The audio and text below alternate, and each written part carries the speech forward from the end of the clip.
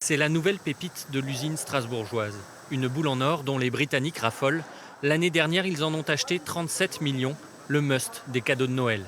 Les quartiers de ces oranges en chocolat proviennent désormais de cette nouvelle ligne de production.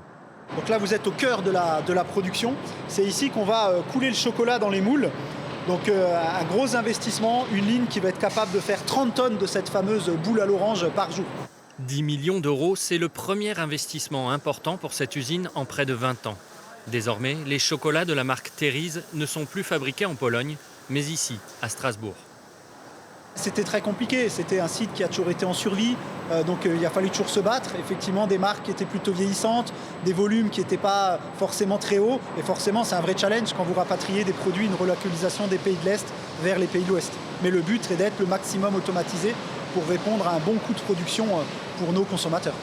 Ici, on fabrique du chocolat depuis 1870 et le célèbre rocher à l'origine de sa renommée sort encore de cette usine.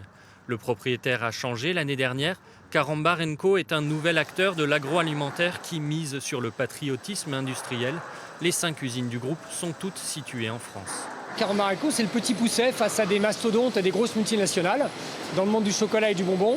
Alors il y a des forces et des faiblesses, évidemment qu'on n'a pas la puissance de feu de grands groupes internationaux et de grandes multinationales, mais on a pour nous l'esprit d'entrepreneur, on a pour nous l'agilité, la capacité de décision et de réagir vite. Sans dire qu'on est une start-up, il y a un petit peu de cet état d'esprit-là dans nos équipes. Oui.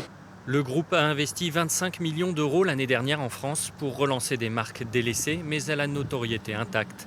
En Alsace, l'usine emploie 200 salariés.